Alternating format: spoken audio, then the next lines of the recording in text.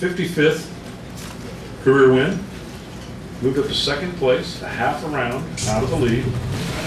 Your plan that you put together during the offseason with Alan really looks like it's coming together. Qualifying, you didn't show your hand, but pretty strong race car and pretty strong driver you had today. Yeah, we definitely had a great car in qualifying. We were fourth, fifth, and fourth for the session, but qualified sixth. So, but really, the difference between fourth and fifth was to number one was just over 100th of a second, and we knew some of our inefficiencies could be cleaned up, and with that we could run up front. But we definitely had the utmost confidence coming into game day today. Being the first round of the countdown to one, the first race into the countdown to one here at zMAX Dragway. To get a win was just amazing. To get by my good friend Greg Stanfield, four-time Super Stock World Champion. He and I used to butt heads in the early '90s in the Lucas Oil Series, and he's always been extremely tough. So I knew I had to be on my best behavior with him and really kicked the day off well there. We had a fast car, kept lane choice all the way through to the final until Jason outran us. But fortunately, we were able to get a little head start. He was courteous enough to allow us to get him on the tree a bit and pull off this huge win. As you mentioned it, with 5 races remaining now in the countdown, every point counts. And I know Mark Ingersoll, Jim Yates, Alan Johnson, Roy Johnson, the entire Jeggie team as well is looking at every point we can get. We didn't earn any qualifying points, as you mentioned. We were just a tick off of that. But when we come to Dallas, I can tell you we'll have all 3 of our cars loaded for bear. It's game time. This is the countdown, and this is the excitement of Meliola drag racing. You mentioned lane choice. A couple of times it was literally 1,000th of a second or two.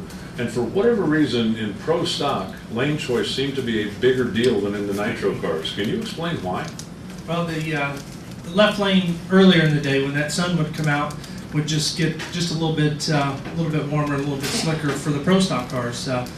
We had a plan. We talked about it going into race day today. That if we end up running the left lane, we had a great plan, and I honestly feel the lane is fine. You just have to run it just a taste differently, and we were prepared to do that.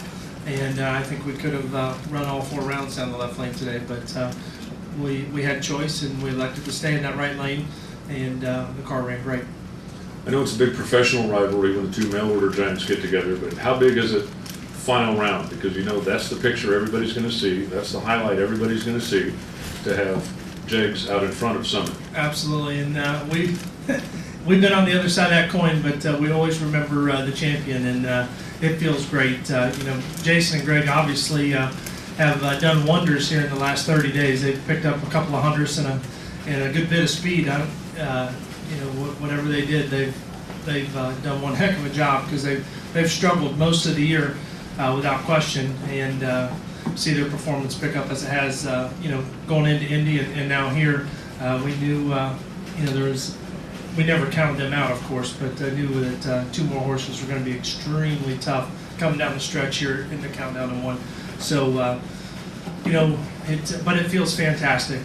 Jason and I have been friends. Again, Lucas Oil World Champion himself and Stock Eliminator. He and I have never raced head-to-head other than in pro stock, but I remember watching him in his championship season, and I enjoy that. He's a very good fella, as most of the guys on the KB team are. But again, to your point, we remember who got that last win light, and fortunately in this case it was us. Bobby? You said headed into this event or the countdown, you have to treat every round of competition like the final round. Was that your game plan today? Yeah, definitely. To be as aggressive as possible. I came out on Q1 on Friday. It was 007 on the tree, and I felt like I had a really good spot on the tree. On game day today on Sunday, my lights were good.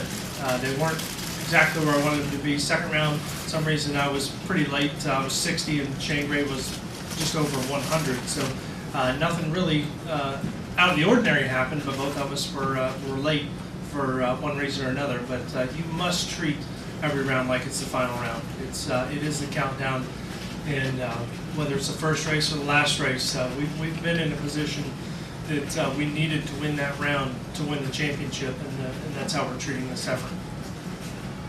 And I think, to add to the point too, I mean, we came and tested here last week, and Alan ended up driving my car. I had some business stuff going on back in Ohio, and those guys have worked their tails off. Roy and the group back in the engine shop in Greenville, Tennessee, have been working hard not only on the reliability of the product, but also the horsepower. They found a little bit of horsepower here throughout the year that has propelled us to, I don't even know how many race wins between Alan, myself, and Vincent we've had, but together we've certainly taken the total, but they've been doing a fantastic job. Mark Ingersoll, Jim Yates, Dave Udini, everybody on the Jegs.com crew has been doing fantastic, and I think that test session here last week is what gave us the confidence, because we struggled a little bit coming out of Brainerd. We got things turned around for Indy, got to the semifinals, running very consistent, just got drilled by good old V gains with the 000 light, and we wanted to come here and treat every round like it was the last one, and fortunately we were the last man standing. Actually, Jeggie, you just answered my question. How important was that test session last week with all the knowledge and stuff you gained? You could pretty much bracket race your car today. Yeah. With the testing last week, how much did that help you? It helped us a lot. The characteristics of this track are unique. It's still even in its 7th year now. It's a young 6 years. 6 years. I'm sorry, I'm getting ahead of myself, but.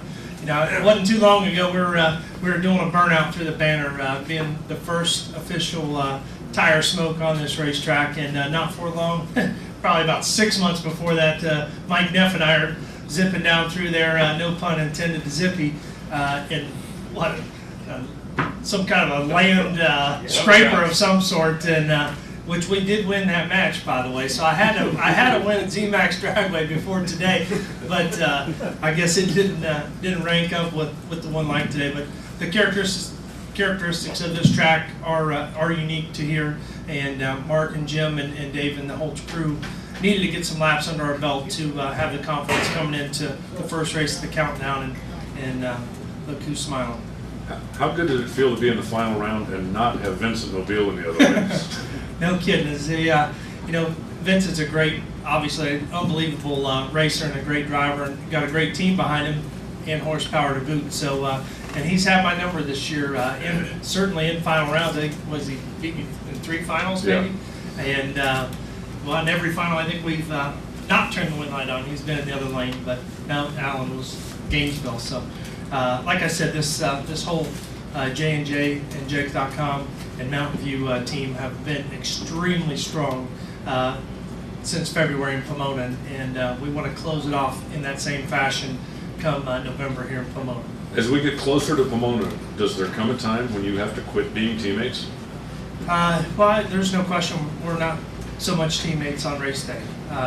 When the engines fire, we're not teammates.